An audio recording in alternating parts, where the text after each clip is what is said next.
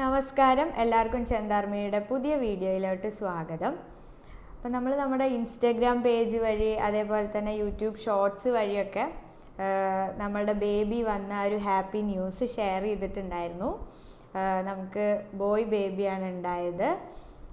അപ്പോൾ നമ്മൾ അതിന് ശേഷം ഡെലിവറിക്ക് ശേഷം ഒരു ഫുൾ ഫ്ലെഡ്ജ്ഡ് വീഡിയോ ആയിട്ട് ഫസ്റ്റ് ടൈമാണ് വരുന്നത്. അപ്പോൾ നമ്മളിതിന് മുന്നേ നിങ്ങൾ തംബ്നെയിൽ കണ്ടിട്ടുണ്ടാവും. ആ ഒരു ഡെലിവറി എക്സ്പീരിയൻസ് ഷെയർ ചെയ്യാൻ വേണ്ടിയിട്ടാണ് ഇന്നത്തെ വീഡിയോ ചെയ്യുന്നത്.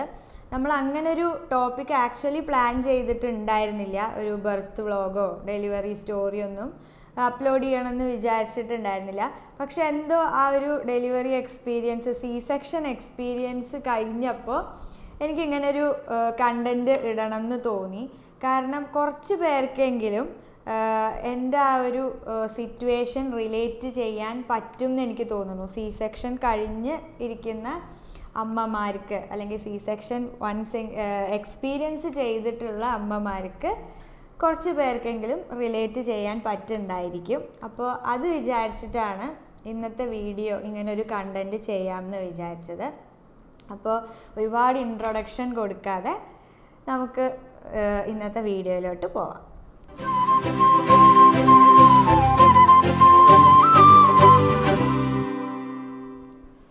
അപ്പോൾ നമ്മുടെ ഈ മദർഹുഡ് എന്ന് പറയുന്നത് ഒട്ടും ഈസി ആയിട്ടുള്ള ഒരു കാര്യമല്ല.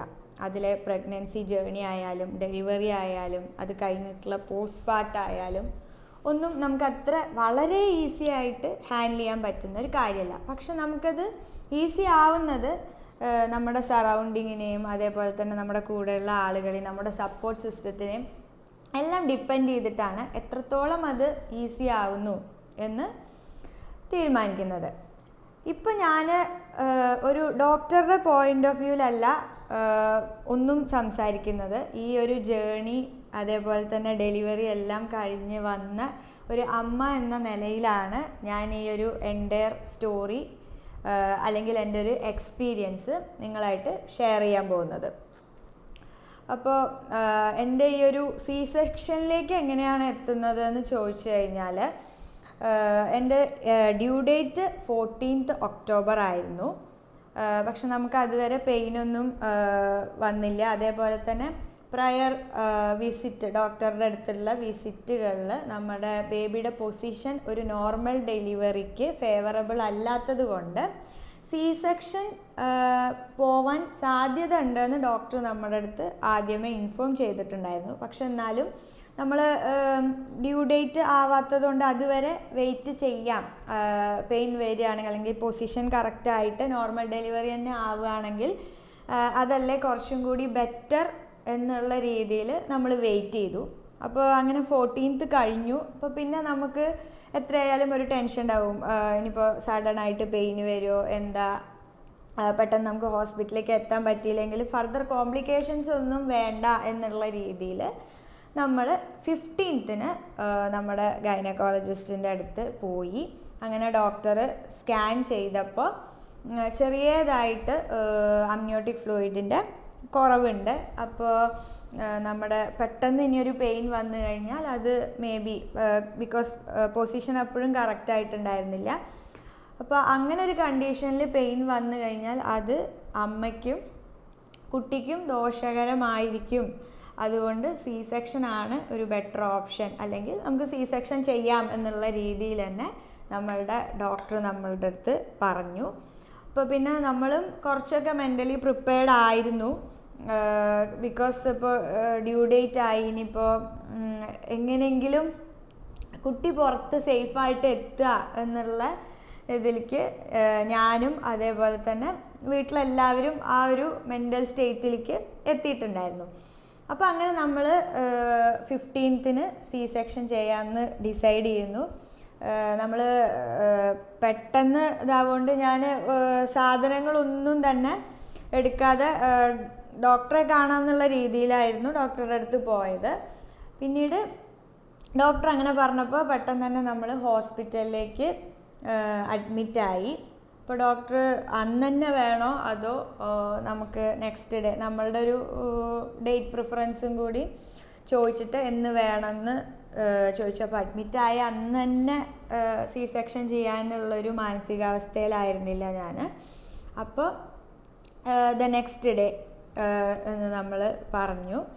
അങ്ങനെ സർജറി നെക്സ്റ്റ് ഡേക്ക് ആവാമെന്ന് നമ്മൾ ഫിക്സ് ചെയ്തു. ഹോസ്പിറ്റലിൽ അഡ്മിറ്റായി. നമ്മളെ ഫസ്റ്റ് അഡ്മിറ്റ് ചെയ്യുന്നത് ലേബർ റൂമിലായിരിക്കും.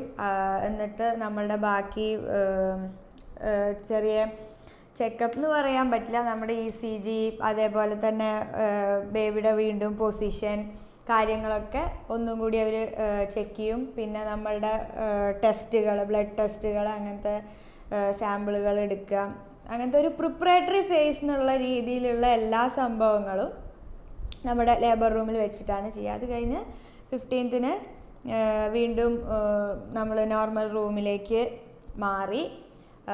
പിന്നെ നമ്മുടെ ഫുഡ് കാര്യങ്ങളൊക്കെ അവർ ഒരു നിശ്ചിത സമയത്തിന് ശേഷം പിന്നീട് കഴിക്കേണ്ട. കാരണം നെക്സ്റ്റ് ഡേ നമുക്ക് മോർണിംഗ് ആയിരുന്നു സർജറി പറഞ്ഞിട്ടുണ്ടായിരുന്നത്. അപ്പോൾ അതിന് പ്രിപ്പയർ ചെയ്യാൻ വേണ്ടിയിട്ട് നമ്മുടെ സ്റ്റൊമക്ക് എംപ്റ്റി ആക്കും. അപ്പോൾ അതുകൊണ്ട് ഫുഡ് ഒരു പർട്ടിക്കുലർ ടൈമിന് ശേഷം കഴിക്കണ്ട എന്നൊക്കെ പറഞ്ഞു. പിന്നെ നമുക്ക് നോർമൽ വൈറ്റൽസ് ചെക്ക് ചെയ്യാൻ നേഴ്സൊക്കെ റൂമിൽ വരും. എത്രയായാലും നമുക്ക് എന്താ വെച്ചാൽ നെക്സ്റ്റ് ഡേ സർജറിയാണ് എന്നുള്ളൊരു എന്താ പറയുക തോന്നൽ നമുക്ക് ഭയങ്കരമായിട്ടൊരു പേടി ഉണ്ടാക്കും തന്നെ പറയാം. പക്ഷെ ഞാൻ ഇതിലൊരു മെയിനായിട്ട് മനസ്സിലാക്കിയൊരു കാര്യം എന്താണെന്ന് വെച്ചാൽ, മനസ്സിലാക്കുക എന്നുള്ളതല്ല, എനിക്ക് അങ്ങനെ തോന്നി, ഒരു മെഡിക്കൽ ഫീൽഡ് അല്ലെങ്കിൽ ഒരു ഡോക്ടർ എന്നുള്ള രീതിയിൽ നമുക്ക് ഈ ഒരു സർജറി അപ്രോച്ച് ചെയ്യുമ്പോൾ ഒരു നോർമൽ ആൾ അപ്രോച്ച് ചെയ്യുന്നതിനേക്കാൾ ടെൻഷൻ ഉണ്ടാവുന്നു എന്നാണ് എനിക്ക് തോന്നിയത്. അല്ലെങ്കിൽ ഇപ്പോൾ ഒരു സാധാരണ ഒരാൾ സി സെക്ഷൻ സർജറി എന്ന് പറഞ്ഞ് അതിന് പോകുന്ന പേടിയേക്കാൾ കൂടുതൽ എല്ലാ കാര്യങ്ങളും അറിയുന്നതുകൊണ്ടാണ്, അല്ലെങ്കിൽ അതിൻ്റെ ഒരു പ്രോസ് ആൻഡ് കോൺസ് കുറച്ചും കൂടി മനസ്സിലാക്കുന്നത് കൊണ്ടാണോ എന്നറിയില്ല, എല്ലാവരെക്കാട്ടിലും പേടിയുണ്ടെന്ന് എനിക്ക് സ്വയം തോന്നിയൊരു നിമിഷമായിരുന്നു അത്. പിന്നെ എന്താ വെച്ചാൽ നമ്മുടെ ചുറ്റുമുള്ളവർക്കും ഈക്വലി ടെൻഷൻ ഉണ്ടാവും. കാരണം നമ്മൾ കാര്യം എന്ത് പറഞ്ഞാലും എല്ലാവരും നമ്മളുടെ അടുത്ത് ചിലപ്പോൾ പറയുമോ സി സെക്ഷൻ 10 മിനിറ്റിൻ്റെ കാര്യമുള്ളൂ, 20 മിനിറ്റ് മൊത്തത്തിലെല്ലാം കൂടി കഴിഞ്ഞ ഒരു 10-20 മിനിറ്റിൻ്റെ ഉള്ളിൽ നമ്മളിതാ വരുന്നു എന്നൊക്കെ പറയും. പക്ഷേ ആ ഒരു സർജറിക്ക് വേണ്ടി പോകുന്ന ഒരാൾക്ക് മാത്രമേ അതിൻ്റെ ടെൻഷൻ ശരിക്കും മനസ്സിലാവുള്ളൂ. അതിപ്പോൾ നമുക്ക് എത്ര ടെൻഷൻ ഉണ്ട് പറഞ്ഞാലും, അല്ലെങ്കിൽ വേറെ ആര് നമ്മളെ എത്രത്തോളം കൺസോൾ ചെയ്യാൻ ശ്രമിച്ചാലും നമുക്ക് അതിൽ നിന്ന് കിട്ടുന്ന ഒരു ആശ്വാസത്തിൻ്റെ ഒരു പരിമിതി ഉണ്ട്. അപ്പോൾ അങ്ങനെ എന്തായാലും നെക്സ്റ്റ് ഡേ സർജറി ഫിക്സ് ചെയ്ത് നമ്മൾ മോർണിംഗ് OTയിലേക്ക് നമ്മളെ കൊണ്ടുപോയി.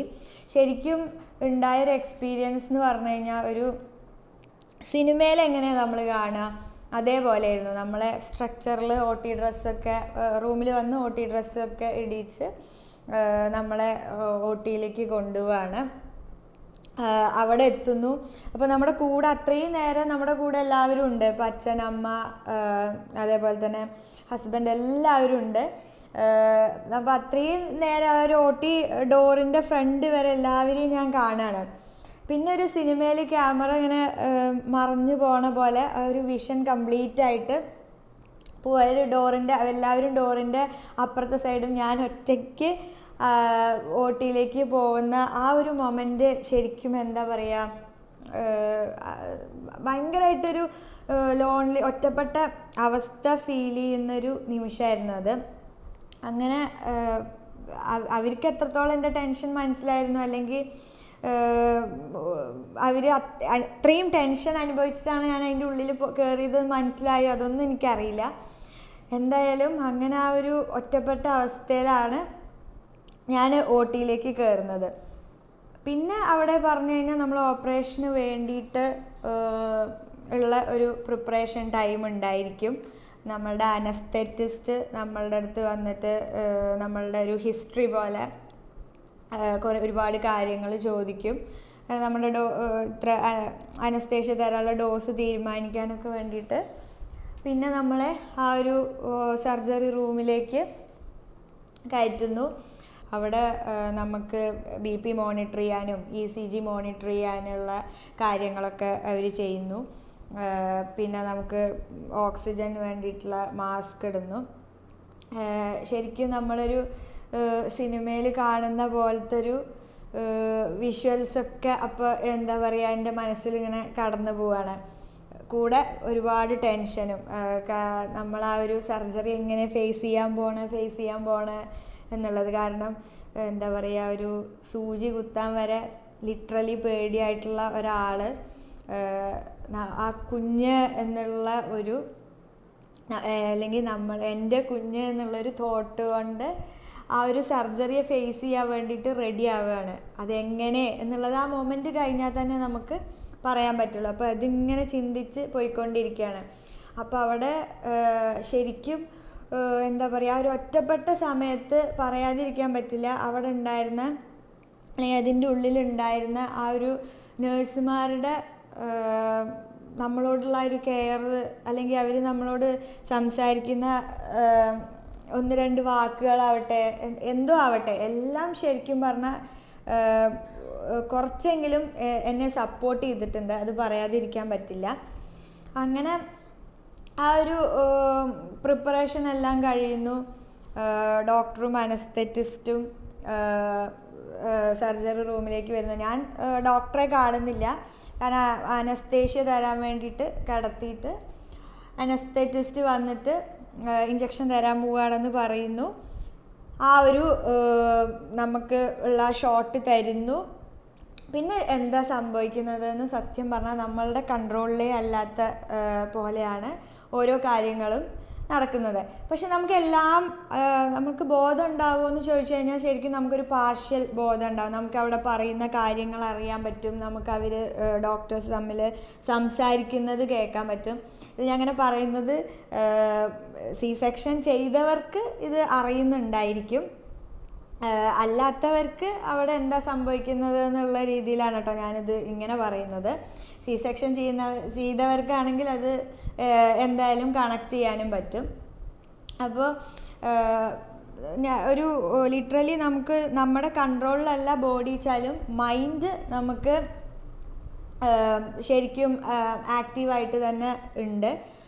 അതേപോലെ നമുക്ക് സർജറി ചെയ്യുന്ന ആ ഒരു പ്രൊസീജിയർ എല്ലാം നമുക്ക് ഫീൽ ചെയ്യാൻ പറ്റും. ആ പെയിൻ അറിയില്ല എന്നുള്ളത് മാത്രമാണ് ആ ഒരു എന്താ പറയുക ടൈമിൽ ഈ സി സെക്ഷൻ എന്നുള്ളതുകൊണ്ട് നമുക്ക് ഒരു ഗുണമുള്ളൊരു കാര്യം എന്ന് പറഞ്ഞാൽ ഒരു മൊമെൻ്ററി പെയിന് നമുക്ക് അറിയില്ല. പക്ഷെ നമ്മളെ ഇങ്ങനെ ഇൻസിഷൻ ചെയ്യുന്നതും എല്ലാം നമുക്ക് സെൻസ് ചെയ്യാൻ പറ്റും. നമുക്ക് നമ്മുടെ കയ്യോ കാലോ ഒന്നും അനക്കാൻ കഴിയില്ല, ഒന്നും നമ്മുടെ കൺട്രോളിലല്ല. കാരണം നമ്മൾ ലോക്കൽ അനസ്തേഷ്യ തന്നിട്ട് കിടക്കുകയായിരിക്കും. അതേപോലെ ഈ അനസ്തേഷ്യയുടെ ഷോട്ട് എടുത്തതിന് ശേഷം പെട്ടെന്ന് തന്നെ ശരിക്കും ഒരു വൈറ്റ് സ്ക്രീന് നമ്മുടെ കണ്ണിൻ്റെ മുന്നിലൂടെ അങ്ങ് പോയ പോലെ ആയിരിക്കും നമ്മുടെ വിഷൻ ബ്ലറാവുക. പിന്നെ നമുക്ക് ശരിക്കും ഒരു സ്വപ്നം കാണുന്ന പോലെയും കൂടിയും എനിക്ക് പറ്റിയിരുന്നില്ല. അതെല്ലാവർക്കും എങ്ങനെയാണെന്ന് എനിക്കറിയില്ല. ഞാൻ പറഞ്ഞു കംപ്ലീറ്റ്ലി എൻ്റെ ഒരു പേഴ്സണൽ എക്സ്പീരിയൻസാണ് ഞാൻ ഷെയർ ചെയ്യുന്നത്. എനിക്കങ്ങനെ ഒരു വൈറ്റ് സ്ക്രീൻ കണ്ണിൻ്റെ മുന്നിലൂടെ വീണ പോലെയായിരുന്നു. കംപ്ലീറ്റ് ആയൊരു സർജറി കഴിയണ വരെയും എൻ്റെ ഒരു വിഷൻ ഒരു ബ്ലാങ്ക് പേപ്പർ പോലെയായിരുന്നു ശരിക്കും. അങ്ങനെ ഈ സർജറിയുടെ ഇടയിലെല്ലാം ഈ ഡോക്ടേഴ്സ് പറയുന്നത് കേൾക്കുന്നുണ്ട്, നഴ്സുമാരുടെ അങ്ങോട്ടും ഇങ്ങോട്ടും നടക്കുന്നത് സൗണ്ടുകളൊക്കെ എനിക്ക് കേൾക്കാൻ പറ്റുന്നുണ്ട്. അങ്ങനെ അവർ ഇൻസിഷൻ ചെയ്തതിന് ശേഷം ഒരു ഹാർഡായിട്ട് പുഷ് ചെയ്യുന്നതൊക്കെ അറിയും. നമ്മുടെ ചെസ്റ്റ് റീജിയനിൽ നന്നായിട്ട് അവർ പ്രഷറിൽ പുഷ് ചെയ്യും നമ്മുടെ ബേബി പുറത്തോട്ട് വരാൻ വേണ്ടിയിട്ട്. അങ്ങനെ ആ ഒരു മൊമെൻ്റ് എന്ന് പറയുന്നത് ശരിക്കും പറഞ്ഞറിയിക്കാൻ പറ്റില്ല. അത് ശരിക്കും അത് ഫീല് ചെയ്യേണ്ട ഒരു കാര്യമാണ്. അത് ഓരോ അമ്മമാരും അത് whether it is normal delivery or C section എന്നുള്ളൊരു ഭേദമില്ലാതെ നമുക്ക് ആ ഒരു കുഞ്ഞ് പുറത്ത് വരുന്ന ആ ഒരു ഫീൽ എന്ന് പറയുന്നത് ശരിക്കും ഡിഫറെൻ്റാണ്. അത് എന്താ പറയുക, നമുക്ക് ഒരുപാട് ഹാപ്പി മൊമെൻറ്റ്സ് നമ്മുടെ ലൈഫിൽ ഉണ്ടായിരിക്കും. അല്ലെങ്കിൽ നമ്മുടെ ബെസ്റ്റ് എന്ന് പറയുന്നപ്പോൾ നമ്മളുടെ വെഡ്ഡിങ് അല്ലെങ്കിൽ അങ്ങനെ സ്പെഷ്യലായിട്ടുള്ള ഒരുപാട് മൊമെൻറ്റ്സ് ഉണ്ടാവും. പക്ഷെ അതിനൊക്കെ എത്രയോ മുകളിലാണ് നമ്മളാ ഒരു ബേബി പുറത്ത് വരിക എന്ന് പറയുന്നത്. അങ്ങനെ ബേബി പുറത്ത് വന്നു. എനിക്ക് കണ്ണ് തുറക്കാൻ അപ്പോഴും പറ്റണില്ല. പക്ഷെ എനിക്ക് ബേബിയുടെ സൗണ്ട് ഫസ്റ്റ് ടൈം കേൾക്കാൻ പറ്റി.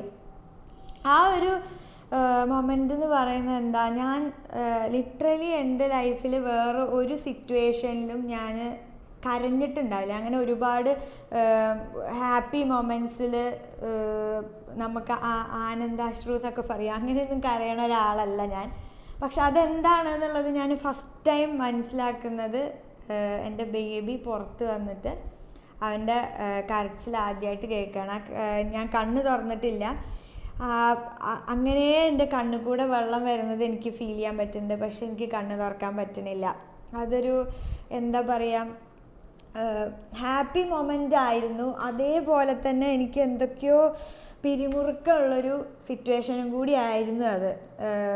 എത്രത്തോളം സന്തോഷമുണ്ട് എന്ന് പറഞ്ഞാലും മറ്റ് പല എന്തൊക്കെയോ ഒരു ഡിപ്രഷനോ അല്ലെങ്കിൽ സങ്കടം എന്തൊക്കെയോ തോന്നിപ്പോയൊരു മൊമെൻറ്റും കൂടിയായിരുന്നു.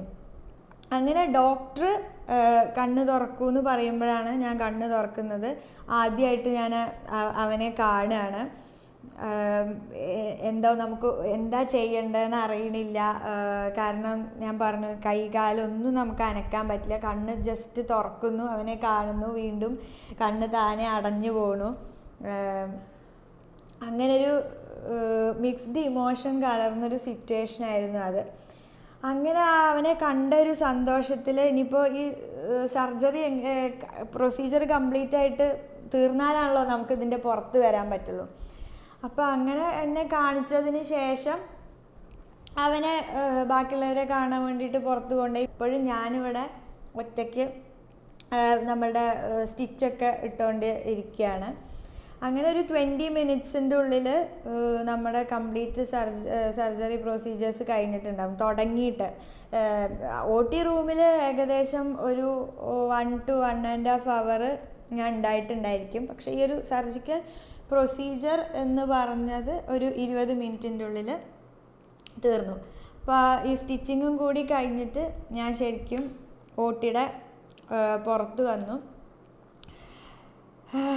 പുറത്ത് വന്നൊരു മൊമെൻറ്റിൽ ഞാൻ ശരിക്കും എനിക്കൊന്നും കൂടിയും ബേബിയെ കാണണം എന്നുള്ളതിനേക്കാൾ കൂടുതൽ അപ്പോൾ ശരിക്കും പറഞ്ഞാൽ എനിക്കെൻ്റെ പാർട്ട്ണറിനെയും അമ്മയും കാണുക എന്നുള്ളതായിരുന്നു എനിക്ക് അപ്പം തോന്നിയൊരു കാര്യം.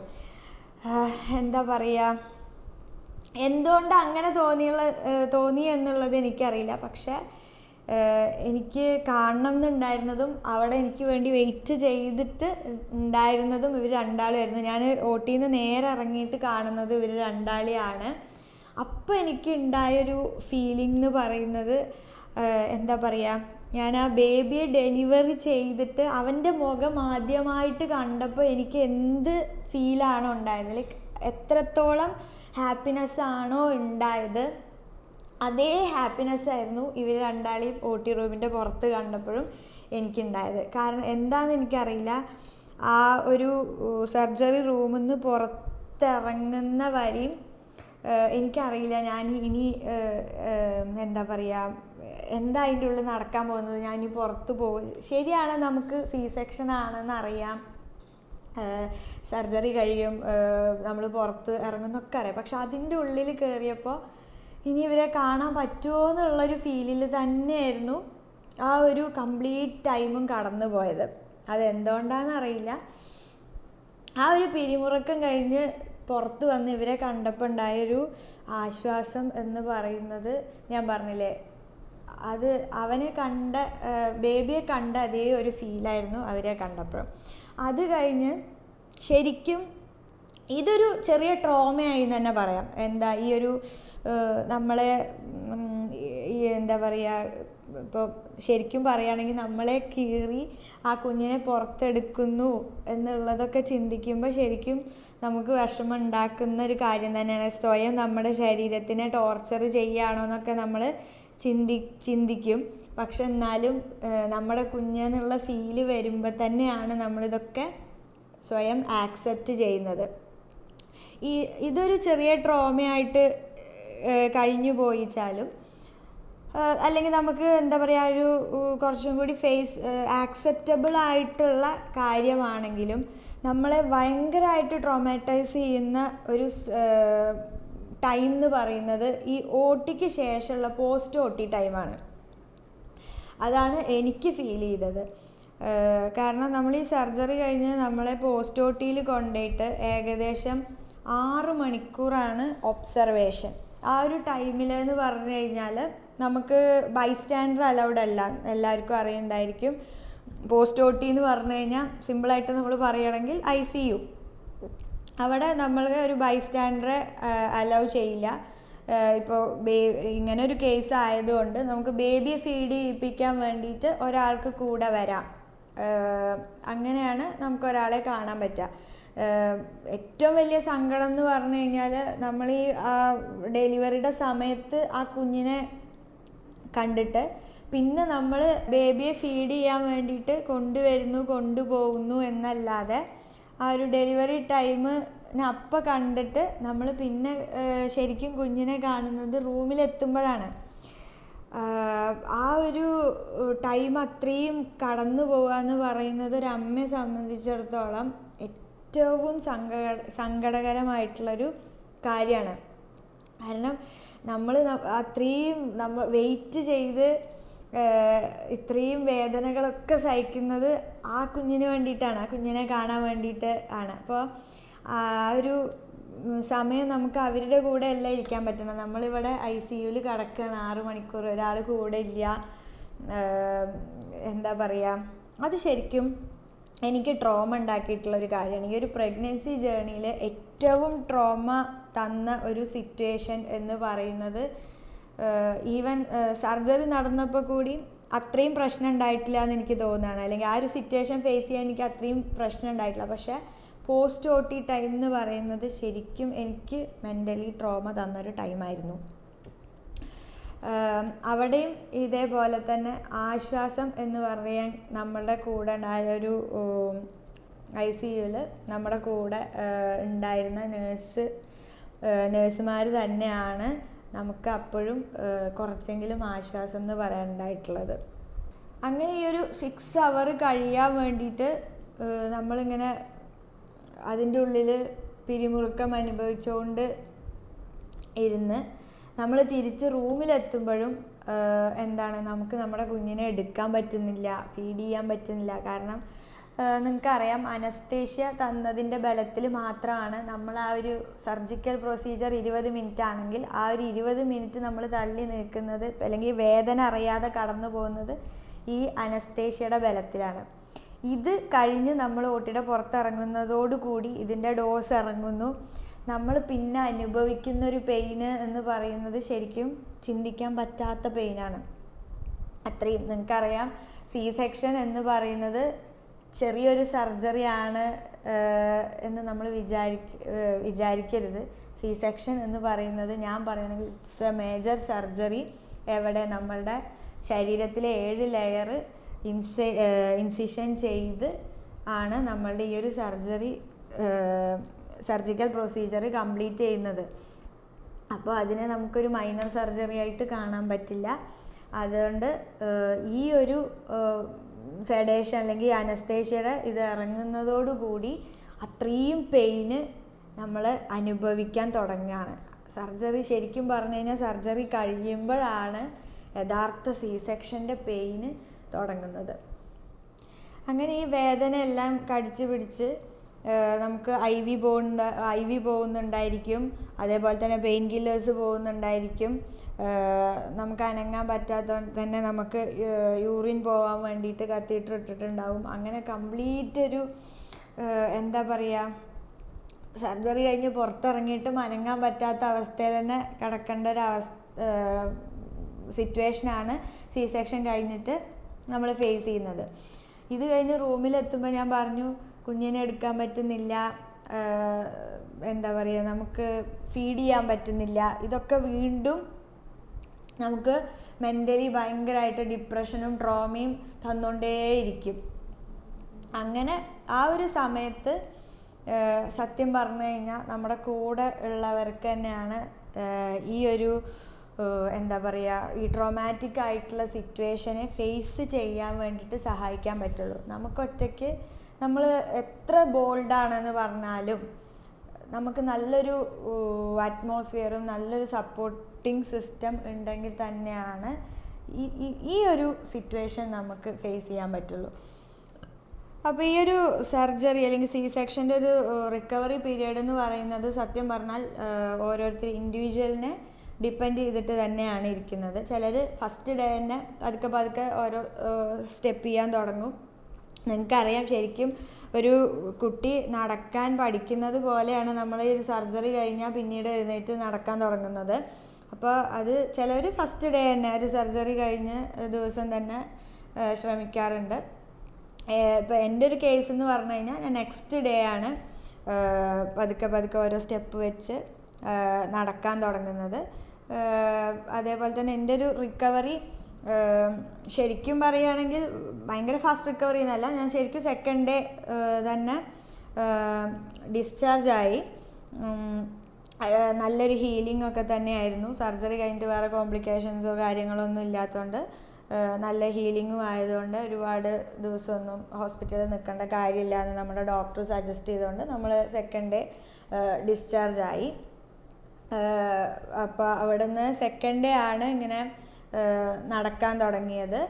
അപ്പോഴും എനിക്ക് വീണ്ടും പ്രശ്നമുള്ളൊരു കാര്യം എന്ന് പറയുന്നത്, ഇപ്പം ഞാൻ ചിലരൊക്കെ കണ്ടിട്ടുണ്ട് കുഞ്ഞിനെ ഹോൾഡ് ചെയ്യുന്നതും ഫീഡ് ചെയ്യാനൊന്നും വലിയ പ്രശ്നമില്ലാത്ത ആളുകളെയൊക്കെ കണ്ടിട്ടുണ്ട്. പക്ഷെ എനിക്ക് ഒന്നും ചെയ്യാൻ പറ്റാത്തൊരവസ്ഥയായിരുന്നു.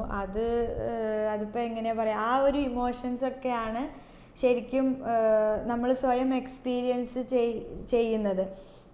അല്ലെങ്കിൽ ഇപ്പം അത് നമ്മൾ എത്ര പറഞ്ഞാലും നമുക്ക് ബാക്കിയുള്ളവരെ കൊണ്ട് അത് ഫീൽ ചെയ്യിപ്പിക്കാൻ പറ്റില്ല. അവർക്ക് മനസ്സിലാവും ഇങ്ങനെയാണ് അവൾ വിഷമം അനുഭവിക്കുന്നുണ്ടെന്നൊക്കെ മനസ്സിലായാലും ആ ഒരു സിറ്റുവേഷനിലൂടെ പോകുന്ന ആളുടെ ഒരു ഫീല് ശരിക്കും ഡിഫറെൻ്റ് ആയിരിക്കും.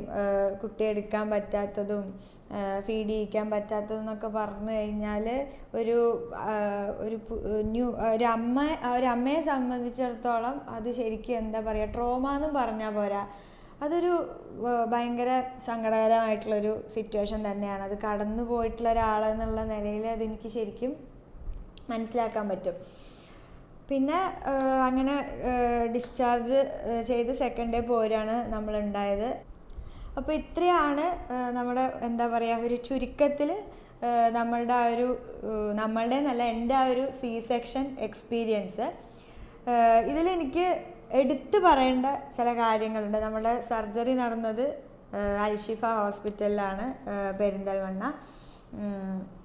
അവിടെ നമ്മുടെ ഡോക്ടർ വളരെയധികം നമുക്ക് സപ്പോർട്ടിങ് എന്നല്ല, ശരിക്കും നമുക്കൊരു ധൈര്യം തരുന്ന രീതിയിൽ തന്നെയായിരുന്നു ഡോക്ടറുടെ അപ്രോച്ച്.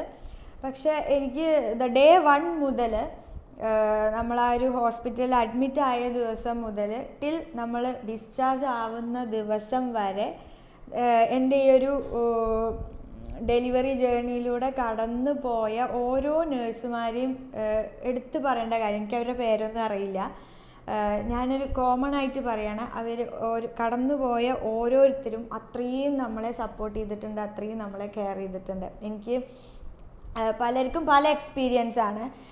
ചിലർ പറയും ഭയങ്കര റൂഡായിട്ട് സംസാരിക്കുന്ന നേഴ്സുമാരുണ്ട്, അല്ലെങ്കിൽ ഒക്കെ നിസ്സാരം എന്ന് വിചാരിച്ച് പോകുന്ന നേഴ്സുമാരുണ്ട്. അത് ഓരോരുത്തരുടെ ക്യാരക്ടറിനെ ഡിപ്പെൻഡ് ചെയ്തിരിക്കും. അല്ലെങ്കിൽ പേഴ്സൺ ടു പേഴ്സൺ എല്ലാ ഫീൽഡിലും ഡിഫറെൻ്റ് ആണ്. അതിപ്പോൾ ഡോക്ടർമാരാണെങ്കിലും നേഴ്സുമാരാണെങ്കിലും അതിന് വേറെ ഫീൽഡിലാണെങ്കിലും ഒക്കെ ഓരോരുത്തരുടെ ക്യാരക്ടറും അപ്രോച്ചും ഒക്കെ ഡിഫറെൻ്റ് ആയിരിക്കും. പക്ഷേ ഭാഗ്യവശാൽ എനിക്ക് ഒരാളെ പോലും എനിക്ക് മാറ്റി നിർത്താനില്ല. അതിപ്പോൾ റൂമിൽ നമുക്ക് നമ്മളുടെ റെഗുലർ ചെക്കപ്പിന് വരുന്ന നേഴ്സുമാരുണ്ട്, നമുക്ക് മെഡിസിൻസ് തരാൻ വരുന്നവരുണ്ട്, IV ഇടുന്നവരുണ്ട്, OT-യിലുണ്ടായ നേഴ്സുമാരുണ്ട്, പോസ്റ്റ് OT-യിലുണ്ടായ നേഴ്സുമാരുണ്ട്.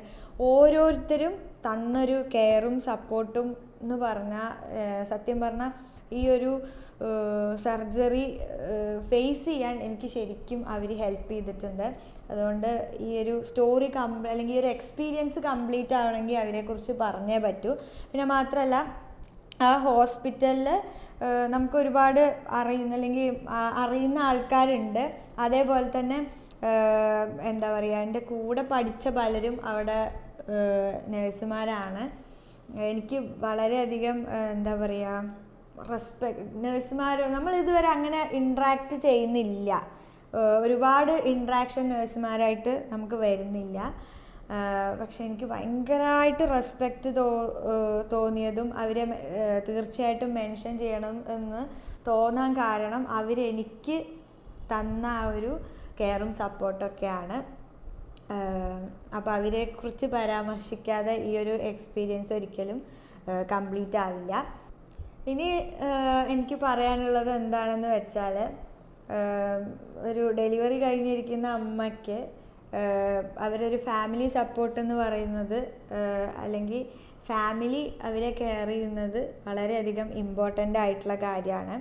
അതിൽ നമ്മൾ നിർബന്ധമായിട്ടും ശ്രദ്ധിക്കേണ്ട ഒരു കാര്യം എന്ന് പറഞ്ഞു കഴിഞ്ഞാൽ, നമുക്ക് തീർച്ചയായിട്ടും അറിയാം ഒരു കുട്ടിക്ക് കൊടുക്കുന്ന അതേ കെയർ ആ ഒരു അമ്മയും ഡിസർവ് ചെയ്യുന്നുണ്ട്. അല്ലെങ്കിൽ കുട്ടിയേക്കാൾ കൂടുതൽ കെയർ നമ്മൾ ആ ഒരു ഡെലിവറി കഴിഞ്ഞിരിക്കുന്ന അമ്മയ്ക്ക് കൊടുത്തിരിക്കണം. കാരണം ആ ഒരു ടൈമിൽ നമ്മൾ എങ്ങനെ ആ ഒരു അമ്മയെ അല്ലെങ്കിൽ ആ ഡെലിവറി കഴിഞ്ഞിരിക്കുന്ന ആ ഒരാളെ അപ്രോച്ച് ചെയ്യുന്നു എന്നുള്ളത് അവരുടെ മെൻ്റൽ ഹെൽത്തിന് വളരെ ഇമ്പോർട്ടൻ്റ് ആയിട്ടുള്ള ഒരു കാര്യമാണ്. ഇപ്പോൾ ആ ഒരു സിറ്റുവേഷനിൽ അവരെ കുട്ടി എടുക്കാൻ പറ്റാതെയോ അല്ലെങ്കിൽ വളരെയധികം അവർ ആഗ്രഹിച്ചിട്ടുണ്ടാവും കുട്ടി എടുക്കണം, കൊഞ്ചിക്കണം എന്നൊക്കെ ആഗ്രഹിക്കുന്ന ഒരു ടൈമാണ്. അപ്പോൾ അതൊക്കെ പറ്റാതെ നമ്മൾ കിടക്കുന്ന സമയത്ത് നമ്മൾ ഓവറായിട്ട് ഈ കുട്ടിയെ കെയർ ചെയ്യുന്നു, കുട്ടിയെ കൊഞ്ചിക്കുന്നു, കുട്ടിയെ എടുത്തുകൊണ്ട് നടക്കുന്നു. അപ്പോൾ ആ ഒരു ഇതെന്ന് പറയുന്നത് അവർക്ക് ഫേസ് ചെയ്യാൻ വളരെയധികം ബുദ്ധിമുട്ടാകും. സോ നമ്മൾ എന്ത് ചെയ്യണമെന്ന് വെച്ചാൽ, നമ്മൾ ശരിക്കും മാക്സിമം ഇമ്പോർട്ടൻസ് അവർക്ക് കൊടുക്കുന്നുണ്ട് എന്ന് അവരെ തോന്നിപ്പിക്കുക തന്നെ വേണം. അത് വളരെയധികം ഇമ്പോർട്ടൻ്റ് ആണ്. അതേപോലെ തന്നെ കുട്ടിയെ മാക്സിമം അവരിൽ തന്നെ എന്താ പറയുക, ഇൻട്രാക്ട് ചെയ്യിപ്പിക്കാൻ നമ്മൾ ശരിക്കും ശ്രദ്ധിക്കണം. നമ്മൾ അവർക്ക് കുട്ടിയെ എടുക്കാൻ പറ്റില്ലല്ലോ എന്ന് വിചാരിച്ചിട്ട് ആ അമ്മയുടെ അടുത്ത് നിന്ന് കുട്ടിയെ എടുത്തുകൊണ്ട് പോകുന്നത് അങ്ങനെയൊന്നും എന്താ പറയുക ചെയ്യാതിരിക്കുക. എനിക്ക് അങ്ങനെ ഒരു എക്സ്പീരിയൻസ് ഉണ്ടായി എന്നല്ല പറയുന്നത്. എനിക്ക് പറഞ്ഞു കഴിഞ്ഞാൽ എന്നെ മാക്സിമം സപ്പോർട്ട് ചെയ്യാനുള്ള ഒരു സപ്പോർട്ടിങ് സിസ്റ്റം തന്നെ എനിക്കുണ്ടായിരുന്നു. അത് എടുത്തു പറയേണ്ട ഒരു കാര്യമാണ്. അതുകൊണ്ട് ആ ഒരു രീതിയിലുള്ള വിഷമങ്ങളൊന്നും എനിക്ക് അനുഭവിക്കേണ്ടി വന്നിട്ടില്ല. മാക്സിമം ഞാൻ എന്താ പറയുക, എനിക്കിതൊന്നും പറ്റില്ല എന്ന് ചിന്തിച്ചിരുന്ന സമയത്ത് ഇതെനിക്ക് പറ്റും എന്ന് പറഞ്ഞ് എന്നെ സപ്പോർട്ട് ചെയ്യാൻ ശരിക്കും എന്താ പറയുക, എൻ്റെ ഫാമിലി ഉണ്ടായിട്ടുണ്ട്. ഫാമിലി എടുത്ത് പറയണം എൻ്റെ പാർട്ട്ണറുടെ കാര്യം. അത് ഓരോ പാർട്ട്ണറും ശ്രദ്ധിക്കേണ്ട ഒരു കാര്യമാണ്. കാരണം അവരുടെ ഒരു സപ്പോർട്ടാണ് ആ ഒരു ടൈമിൽ ഏറ്റവും കൂടുതൽ എന്താ പറയുക ആഗ്രഹിക്കുക. അതുകൊണ്ട് അത് നമ്മൾ കൊടുക്കുന്നുണ്ട് എന്ന് നമ്മൾ ഉറപ്പ് വരുത്തി തന്നെ വേണം. അപ്പോൾ ഇതൊക്കെയാണ് എന്താ പറയുക എൻ്റെ ഒരു സെക്ഷൻ എക്സ്പീരിയൻസ്. ഇപ്പോൾ ഞാൻ പേഴ്സണലി പറയുകയാണെങ്കിൽ എനിക്കിത് വളരെ ഒരു എന്താ പറയുക ഈസി ആയിട്ടുള്ളൊരു സംഭവമായിരുന്നില്ല ഈ സെക്ഷൻ ഫേസ് ചെയ്ത് വന്നപ്പോൾ. ഞാൻ പറഞ്ഞു എനിക്ക് വളരെയധികം ട്രോമ ഉണ്ടാക്കിയൊരു ടൈമായിരുന്നു ആ ഒരു ഡെലിവറി ടൈം. ഞാൻ പ്രഗ്നൻസി ജേർണി എന്ന് ഞാൻ പറയുന്നില്ല. അത് വളരെ ഈസി അല്ലെങ്കിലും എനിക്ക് മാനേജബിൾ ആയിട്ടുള്ള ഒരു കാര്യമായിരുന്നു. പക്ഷെ എനിക്ക് മാനേജ് ചെയ്യാൻ പറ്റുന്നില്ല എന്ന് തോന്നിപ്പോയൊരു സിറ്റുവേഷനായിരുന്നു ഒരു ഡെലിവറി ടൈം എന്ന് പറയുന്നത്. ഇത് ഓരോരുത്തർക്കും ഡിഫറെൻ്റ് ആയിരിക്കും. വളരെ ഈസി ആയിട്ട് സെക്ഷനെ ഹാൻഡിൽ ചെയ്യുന്ന ആൾക്കാരുണ്ട്. അത് വളരെ നല്ല കാര്യമാണ്. പക്ഷെ ഇതേപോലെ വളരെയധികം വിഷമം അനുഭവിക്കുന്ന ആൾക്കാരുണ്ട്.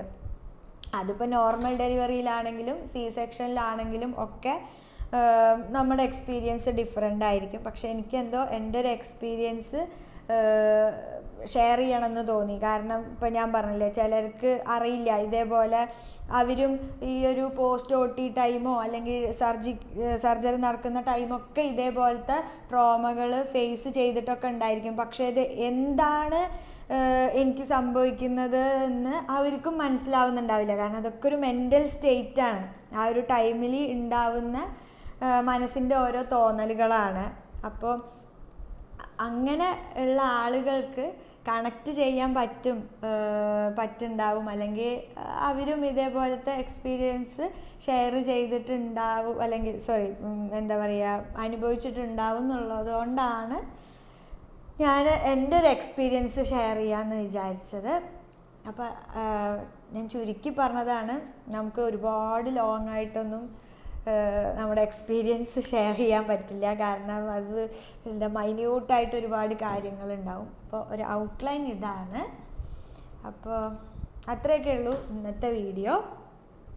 അപ്പോൾ നമുക്ക് ഇതിൻ്റെ വേണമെങ്കിൽ C-സെക്ഷൻ്റെ നോർമൽ ഡെലിവറിയുടെ ഒക്കെ മെഡിക്കൽ കണ്ടൻറ്റുകളായിട്ട് നമ്മൾ പിന്നീട് സമയം പോലെ അപ്ലോഡ് ചെയ്യാം. അതിൻ്റെ പ്രോസ് ആൻഡ് കോൺസും അതിൻ്റെ എങ്ങനെയൊക്കെ നമുക്കത് ഹാൻഡിൽ ചെയ്യാമെന്നുള്ള കാര്യങ്ങളൊക്കെ നമ്മൾ ഒരു മെഡിക്കൽ കണ്ടൻറ്റ് എന്നുള്ള രീതിയിൽ നമ്മൾ ലേറ്റർ ഓൺ അപ്ലോഡ് ചെയ്യണമെന്നാണ് നമ്മൾ വിചാരിക്കുന്നത്. അപ്പോൾ അത്രയേ ഉള്ളൂ ഇന്നത്തെ വീഡിയോ. അപ്പോൾ വീഡിയോ ഇഷ്ടപ്പെട്ടിട്ടുണ്ടെങ്കിൽ എന്താ പറയുക, അതിൻ്റെ ഒരു പേഴ്സണൽ എക്സ്പീരിയൻസ് ആണ്. ഞാൻ പറഞ്ഞു, കംപ്ലീറ്റ്ലി പേഴ്സണൽ എക്സ്പീരിയൻസ് ആണ്.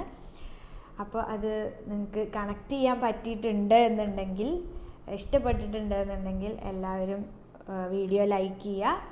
അതേപോലെ തന്നെ ചാനൽ സബ്സ്ക്രൈബ് ചെയ്തിട്ടില്ലെങ്കിൽ ചാനൽ സബ്സ്ക്രൈബ് ചെയ്യുക. നമ്മൾ വേറൊരു വീഡിയോ ആയിട്ട് പെട്ടെന്ന് തന്നെ വരുന്നതായിരിക്കും. അടുത്ത വീഡിയോയിൽ കാണുന്നവരെല്ലാവർക്കും ബൈ ബൈ.